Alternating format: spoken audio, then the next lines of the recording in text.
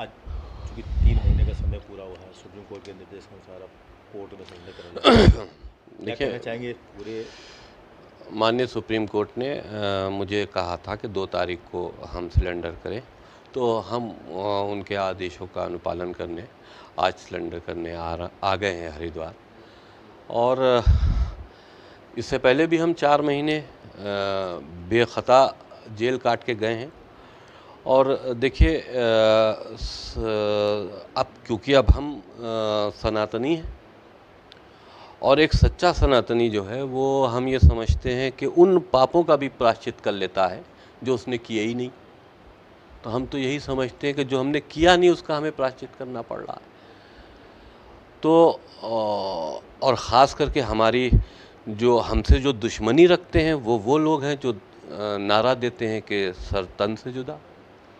तो हम तो पूरे हिंदुस्तान से ये बात पूछना चाहते हैं, हर भारतीय से ये बात पूछना चाहते हैं कि जो ये नारा देते हैं कि सर तन से जुदा, क्या वो भारतीय हैं? वो भारतीय हैं जो ये हिंदुस्तान के अंदर, हिंदुस्तान में अल्फाज हमेशा इस्तेमाल करता हूँ, हिंदुस्तान अल्फाज में एक राज छुपा है। हिंदुस्तान का मतलब ये कि हिंदुओं की लैंड, हिंदुस्तान, हिंद का मतलब हिंदू और हिंदुस्तान का मतलब हिंदुओं की लैंड। तो हम हिंदुस्तान को हिंदुओं का ही भूमि समझते हैं।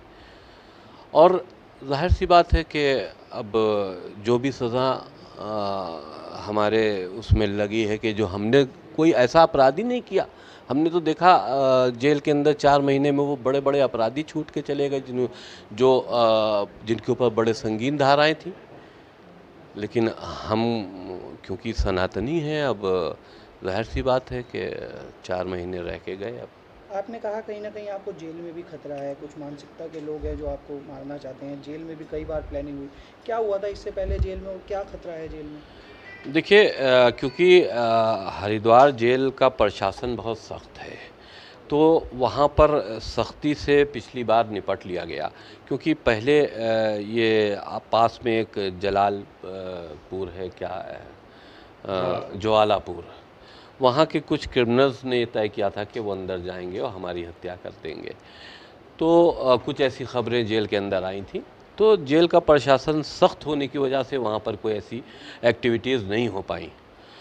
तो जाहिर सी बात है, देखिए, एक हमको तो मारना लोग समझते हैं, इनको मार दो तो एक कम्युनिटी के हीरो बन जाएंगे।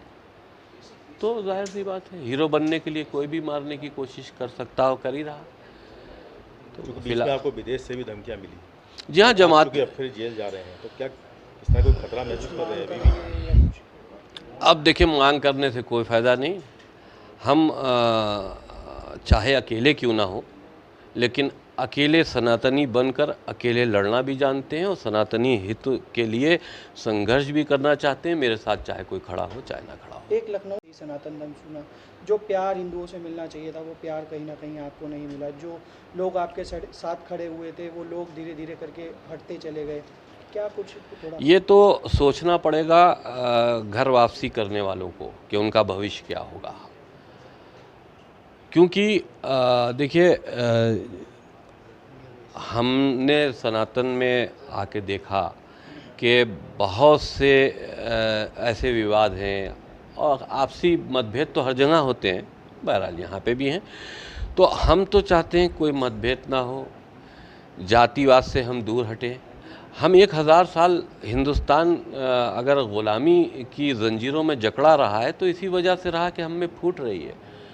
वो फूट जब तक दूर नहीं होगी, एक दूसरे से मोहब्बत नहीं होगी। पहले अपनों से तो मोहब्बत करो, फिर गैरों से कर लेना ना। तो कोई पछतावा तो नहीं है घर वापसी करने का? ना, बिल्कुल नहीं, बिल्कुल नहीं। हमारा साथ कोई दे और या ना दे, हम अकेले क्यों ना रहें। हम इतने दिन जब उस इस्लाम धर्म में थे और जहाँ से हमने लड़ाई लड़ी वहाँ पे भी कोई मेरा साथ नहीं देता था, तो मैं पूरी लड़ाई लड़ता था। अगर सनातन में कोई मेरा साथ नहीं देगा तब भी हम उनके हितों के लिए जो हम लड़ रहे हैं वो लड़ेंगे, अकेले लड़ेंगे।